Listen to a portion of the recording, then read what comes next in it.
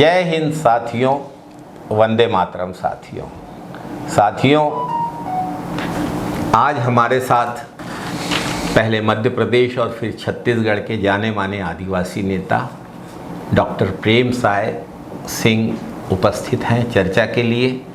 आप 6 बार विधायक रहे हैं। 1980 में पहली बार विधायक चुने गए थे। दिग्विजय सिंह जी के मंत्रिमंडल में आप वन मंत्री, मछली पालन, सिंचाई मंत्री के पदों को संभालने का अनुभव रखते हैं और छत्तीसगढ़ में पहली सरकार में वे कांग्रेस की सरकार में कृषि मंत्री थे और बाद में अनुसूचित जाति, जनजाति, पिछड़ा वर्ग कल्याण विभाग के साथ साथ उन्होंने शिक्षा की भी जिम्मेदारी संभाली। आपका स्वागत करते हैं डॉक्टर। नमस्कार त्रिवेदी जी। डॉक्टर साहब, आज बहुत सारे आदिवासियों से जुड़े मुद्दे हैं जिस पे मैं आपके विचार जानना चाहूँगा। हम लोग ये देखते हैं कि सामान्यतः आदिवासी समाज अपने आप को आदिवासी लिखता है, आदिवासी कहता है। भाजपा और संघ को आदिवासी कहने में क्या दिक्कत आती है? वे लोग आदिवासी की जगह वनवासी शब्द का उपयोग क्यों करते हैं? देखिए त्रिवेदी जी, जो आदिवासी समाज है, संविधान में तो उसकी अलग अलग व्याख्या की गई है जी। कि अनुसूचित जनजाति, आदिवासी ये कहा गया है आमतौर पर, समान तौर पर यही जो बोलचाल की जो भाषा है उसमें आदिवासी शब्द का ही उपयोग बड़े पैमाने पर सभी जगह इसको हम लोग करते हैं जी। लेकिन भाजपा आदिवासी की जगह वनवासी शब्द का उपयोग करता है जी। वो आदिवासियों को चाहता है कि भाजपा की ये वनवासी रहें, जंगल में ही रहें और जंगल में ही उनका निवास अपना करते हैं। और बहुत से जो योजनाएं बनती हैं उसमें जंगल धीरे धीरे कम होता जाता है और फिर वो जंगल के ऊपर चलते रहते हैं। तो भाजपा ये सरकार ये चाहती है कि आदिवासी जंगल में ही रहें, वहीं इसलिए उनको वनवासी कहा जाता है। उनकी विचारधारा और उनकी जाति, धर्म और अपनी स्वतंत्रता को वो बर्दाश्त नहीं करता। आप देखें कि हिंदू धर्म में भी इनके कई उन्होंने अपने नफरत, घृणा फैलाकर जो एक हिंदुत्व को जन्म देते हैं। तो ये कभी इस प्रकार की जो व्यवस्था है उसको लोग नहीं मानते ये लोग, ऐसा मैं सोचता हूँ। यानी आदिवासी समाज की जो स्वतंत्रता है और आदिवासी समाज का जो एक अलग अस्तित्व है, एक अलग पहचान है, प्रकृति का पूजक समाज है, इसको भाजपा आपके अनुसार? नहीं, बिल्कुल। आदिवासी तो जंगल में का जो प्रकृति पूजक है वो जितना प्रेम जंगल से करता है निश्चित रूप से, लेकिन उनको वनवासी कहना मतलब कि वो जंगल में ही रहे। मतलब कोई अगर शहर में कोई नौकरी मत करे, पढ़ाई मत करे, ऐसा उन लोग का जो विचार है, ऐसा उनको लगता है मेरे को। डॉक्टर साहब, अक्सर लोग आरोप लगाते हैं कि भाजपा आदिवासी विरोधी है, जबकि भाजपा कहती है कि उन्होंने तो छत्तीसगढ़ में एक आदिवासी को मुख्यमंत्री बनाया है। भाजपा अपने आप को आदिवासी हितैषी कहती है। कितनी सच्चाई है भाजपा के इस दावे में? देखिए, प्रतीकात्मक प्रतिनिधित्व देना अलग बात है और वास्तविक प्रतिनिधित्व देने में, इसमें दोनों में बड़ा अंतर है जी।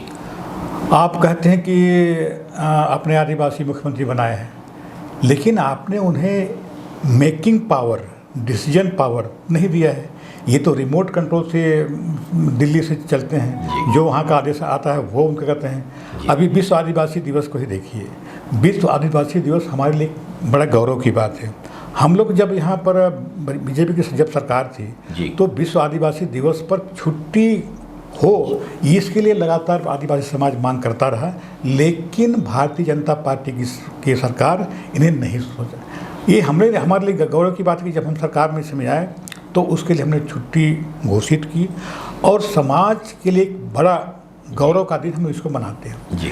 इस दिन जो हमारा जो विश्व आदिवासी दिवस है, उस दिन जब हम लोग थे सरकार में तो उस कार्यक्रम में मंत्री, मुख्यमंत्री सब लोग उसमें शामिल होते थे। लेकिन अभी जो आदिवासी जो दिवस मनाया गया उसमें यहाँ की न तो मंत्री शामिल हुए, न मुख्यमंत्री शामिल हुए, उनको जो बनवासी, जैसे सबने कहा जी। कि नागपुर से ऐसा संघ का निर्देश आता है जी। कि कोई उसमें नहीं जाएगा, तो ये बड़े आदिवासियों के लिए कितना अपमान का बात है जी। कि आप आदिवासी समाज का जो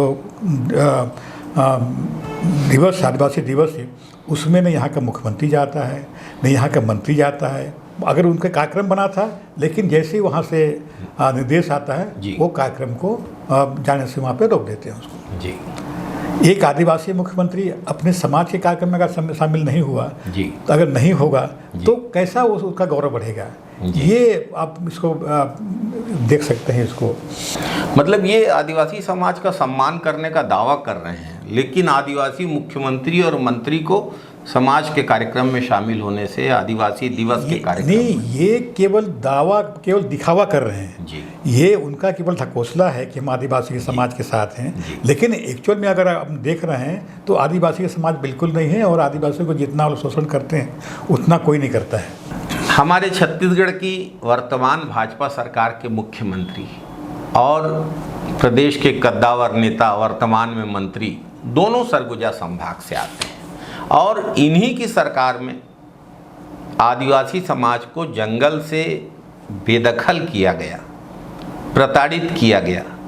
आदिवासी समाज के जल जंगल जमीन के अधिकार को छीना जा रहा है। क्या मुख्यमंत्री जी ने या मंत्री जी ने कभी आदिवासी समाज के पक्ष में कोई आवाज़ उठाई या कोई काम किया? देखिए, भारतीय जनता पार्टी का जो नीति है उसमें प्रतिनिधित्व केवल दिखाने के लिए करते हैं। जी। आदिवासी चेहरा दिखाकर आदिवासी जनता का शोषण करते हैं लोग, यही मतलब करते हैं, इस प्रकार की जी करते हैं। आपने बताया कि जल जंगल जमीन का अधिकार छीना जा रहा है, हसदेव के जंगल काटे जा रहे हैं बीजेपी की सरकार बनने के बाद। स्वयं मुख्यमंत्री जी सरगुजा संभाग से आते हैं, सरगुजा क्षेत्र की सभी सीटों पर भाजपा के विधायक हैं, मंत्री हैं, और चुनाव में तो सरगुजा के आदिवासियों ने भाजपा को एक तरफा समर्थन दिया था, तब तो ये जीत के आए हैं। और अब आदिवासी समाज को जिस ढंग से प्रताड़ित किया जा रहा है, हसदेव जंगल को जिस तरीके से काटा जा रहा है, आप स्वयं एक आदिवासी हैं, एक आदिवासी नेता हैं, सरगुजा के निवासी हैं, आप भाजपा के सरकार के इस रवैये को कैसे देखते हैं? क्या सरगुजा की जनता खुद को ठगा हुआ महसूस कर रही है? देखिए, न सिर्फ सरगुजा की जनता बल्कि पूरे छत्तीसगढ़ की में आदिवासी जनता ने भाजपा को एक तरफा समर्थन दिया जी। उसमें चाहे सरगुजा हो चाहे बस्तर हो, इसका उदाहरण आप देख सकते हैं। जी। अगर बात सरगुजा की करें तो निश्चित तौर पर भाजपा ने हमें छला है।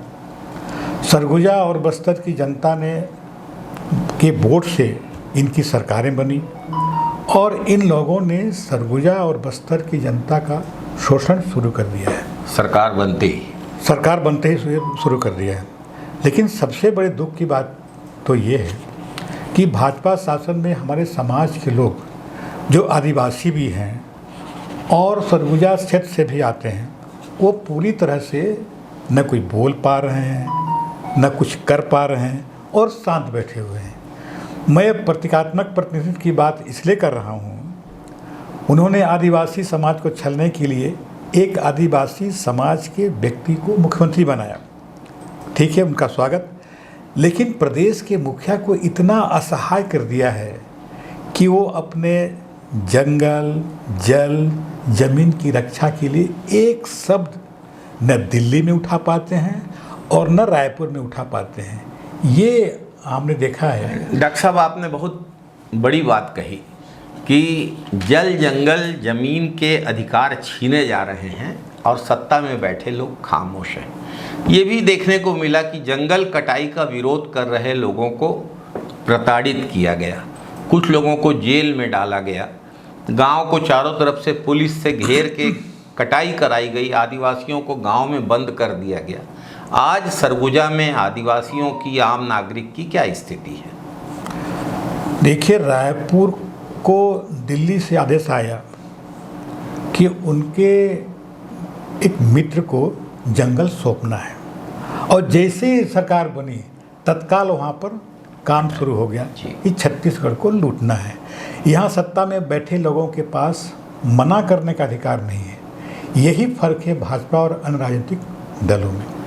भाजपा में लोकतंत्र नहीं है, वहाँ विचार विमर्श के लिए कोई जगह नहीं है, कोई स्थान नहीं है। बहरहाल ये अलग विषय है, इसमें हम कभी आपसे चर्चा करेंगे।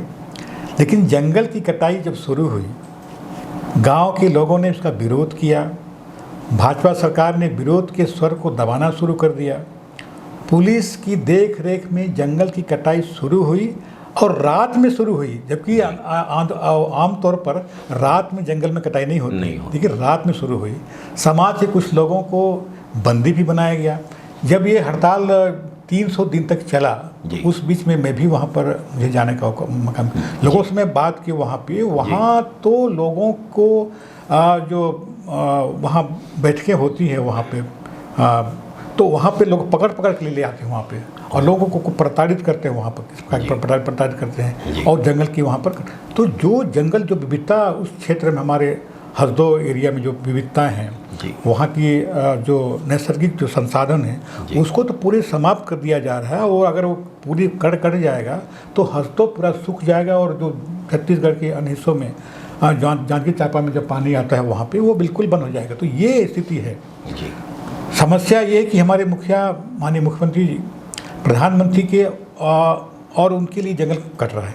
ये सभी शहरों में ये लोग, और ये लोग जो नेता हैं, वो लोग आराम से शहर में बैठे हुए हैं। सारे विधायक अपने अपने घरों में आराम से बैठे हैं। लेकिन जिन्होंने सरकार बनाई वो आज ठगे हुए महसूस कर रहे हैं। जंगल कटा तो जंगल रहवासी, जंगली जानवर, खास करके हाथी गांव की तरफ आने लगा है।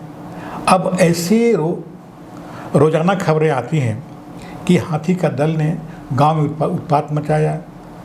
हाथी गांव में आते हैं, घरों को तोड़ते हैं, उनके खेती को नुकसान करते हैं, उनके फसलों को नुकसान करते हैं। मतलब स्थानीय लोगों के पास रहने के लिए न घर बचा और न खाने और बेचने के लिए फसल। अब तो व्यक्ति अपना जीवन यापन कैसे करेगा? हाथियों का घर बर्बाद कर अपनी तिजोरी भरी, लेकिन हाथियों ने तो वहाँ की मासूम जनता का घर तोड़ा। कितने मासूमों लोगों की जानें ली, कितने लोगों की मृत्यु हो गई। ये तमाम चीज़ें हम रोज़ अखबारों में पढ़ते रहते हैं। डॉक्टर साहब, ये पाया गया है कि जंगल वही है जहाँ आदिवासी है। बस्तर हो या सरगुजा हो या कोरबा के क्षेत्र हो, तो आदिवासियों ने हजारों साल से पीढ़ी दर पीढ़ी इस जंगल को बचा के रखा।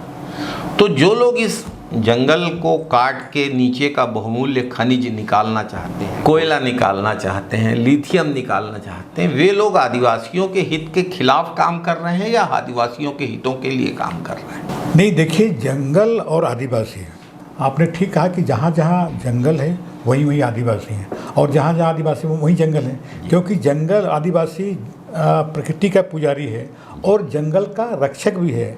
इसीलिए जहाँ जहाँ आदिवासी वहाँ जंगल आज भी सुरक्षित है, क्योंकि वो जानते हैं कि इनका हमारा पुराना संबंध है। पूरा, चाहे वनोपज की मामला हो, चाहे वहाँ पे मेडिसिन लाने की बात हो, तमाम चीज़ें वहाँ से वो लोग लाते हैं। और पूरा खेती के बाद जो अवसर मिलता है स्थानीय जो खाली समय में, वो जंगल की जो वनोपज हैं उनसे उनका गुजारा होता है। पिछले जब हम लोग सरकार में थे यहाँ पर, तो वनोपज की खरीदी पूरे देश की 3/4 खरीदी छत्तीसगढ़ में, अकेले छत्तीसगढ़ में वनोपज की खरीदी हुई थी।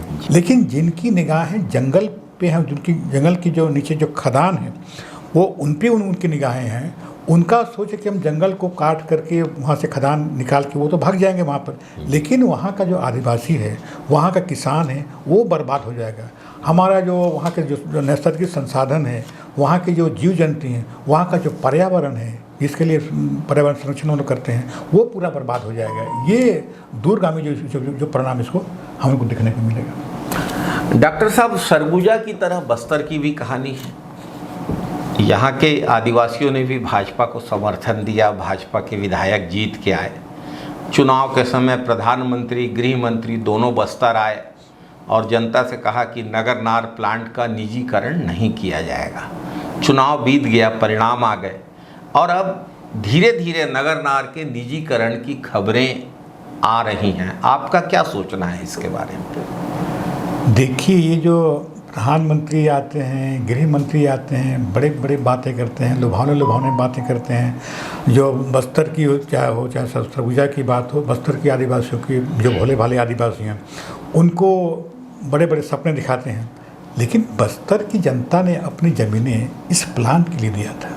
उन्होंने सोचा कि सरकारी प्लांट है, इसमें जो प्लांट खुलेगा तो वहाँ की अर्थव्यवस्था में फ़ायदा होगा, स्थानीय लोगों को रोज़गार मिलेगा, उनकी अगर ज़मीन अगर ली गई सरकारी तौर पे, ऐसा उनको सपना दिखाया गया, ऐसे वादे किए गए।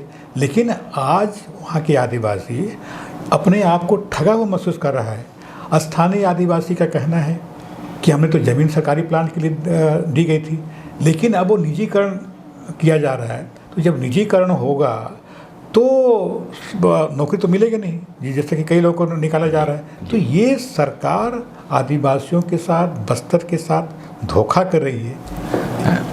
डॉक्टर साहब, क्यों कहते हैं कि भाजपा संविधान विरोधी है, आदिवासी विरोधी है? क्या कारण है इसका? आप क्या महसूस करते हैं इसके बारे में? देखिए, जो हम लोग जो संविधान विरोधी है या आदिवासी की आरक्षण का विरोधी है, इनके जो बड़े बड़े नेता हैं, ये गाहे बगाहे कई जगह अपनी बात को बोलते रहते हैं कि हमको आरक्षण को समाप्त करना है।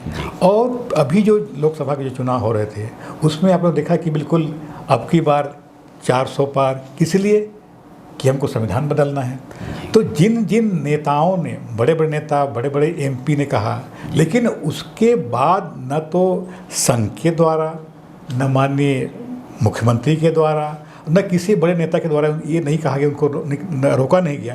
तो इसका आज से ये है कि नागपुर के जो संघ कार्यालय, इनका जो गुप्त एजेंडा चलता है, गुप्त एजेंडा में ये रहता है कि ये किसी प्रकार के संविधान को बदलकर और आरक्षण को समाप्त करना है। इसीलिए हम लोग कहते हैं कि भाजपा संविधान विरोधी है, आरक्षण विरोधी है और आदिवासी विरोधी है। आप लोगों की सरकार ने आदिवासियों का आरक्षण बढ़ाने का एक विधेयक विधानसभा से पारित करके राज्यपाल जी को भेजा।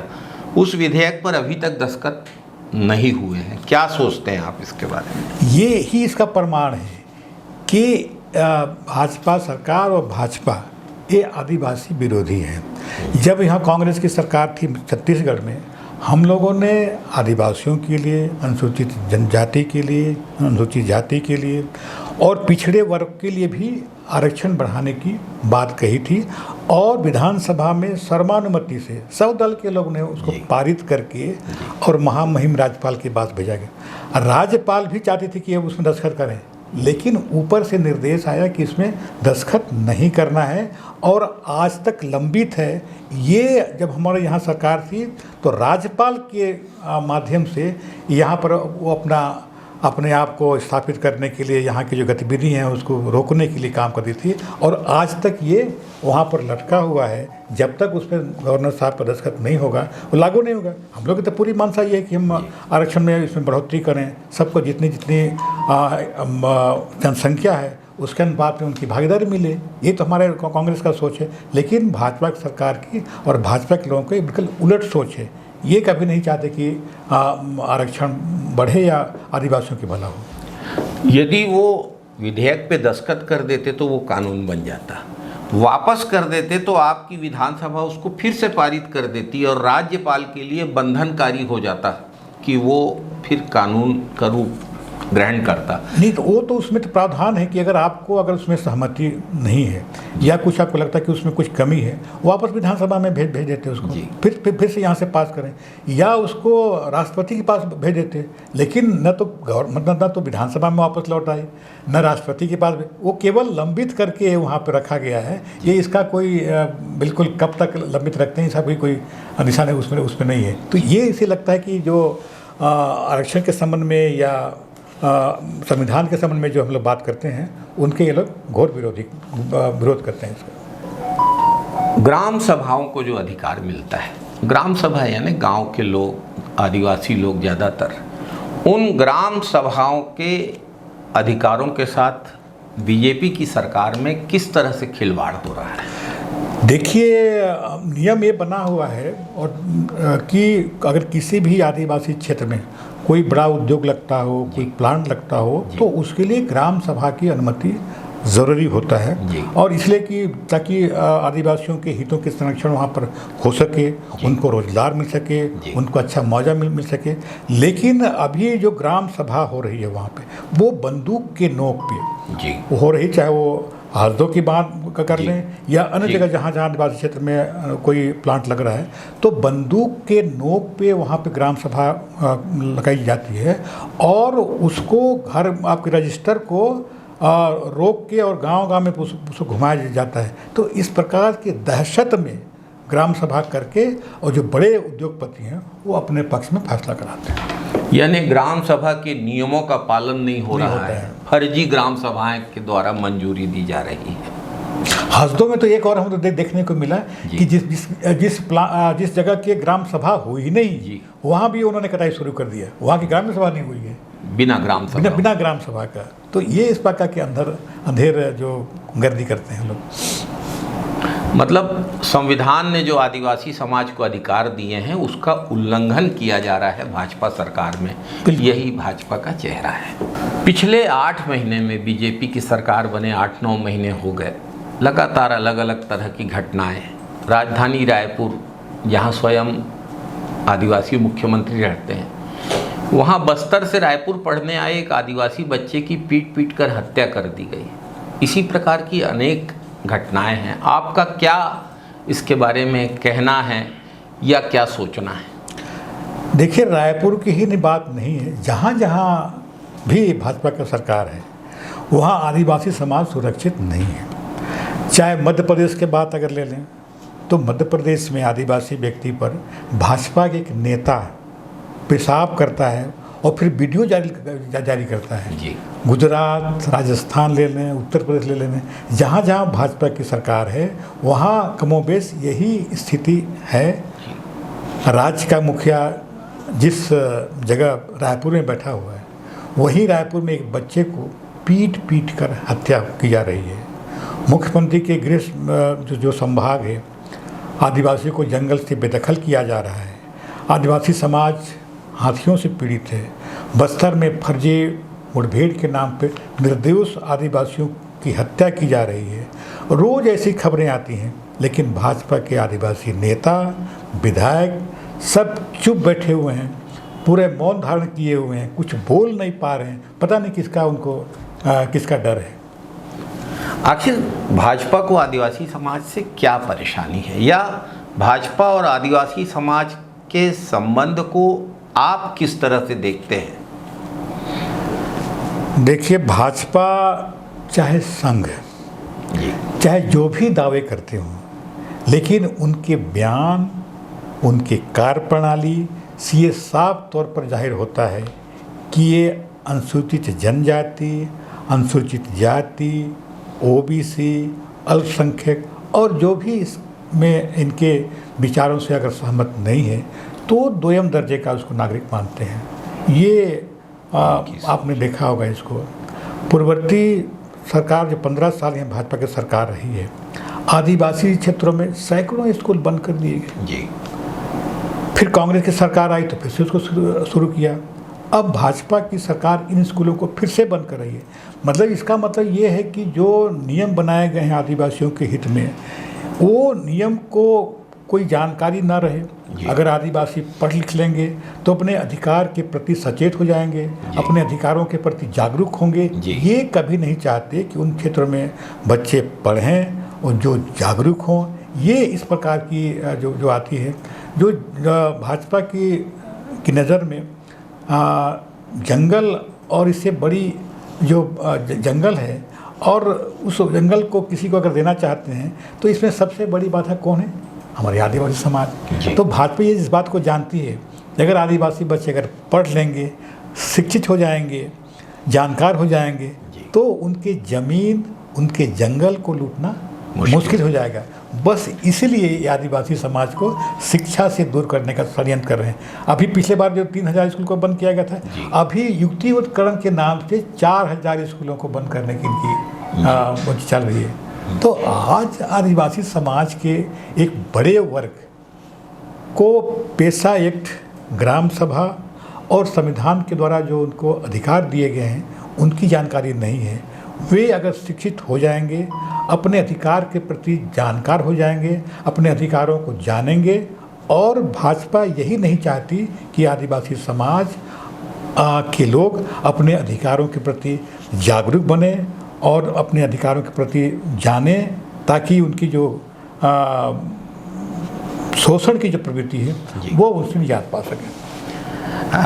ये थे डॉक्टर प्रेम साय सिंह, जिन्होंने खुल के बेबाक तरीके से आदिवासियों के अधिकारों की आवाज़ उठाई और शिक्षा, अनुसूचित जाति जनजाति के कल्याण के बारे में अपनी बात को सामने रखा। आप पधारे, इसके लिए बहुत बहुत धन्यवाद। धन्यवाद भैया जी जी।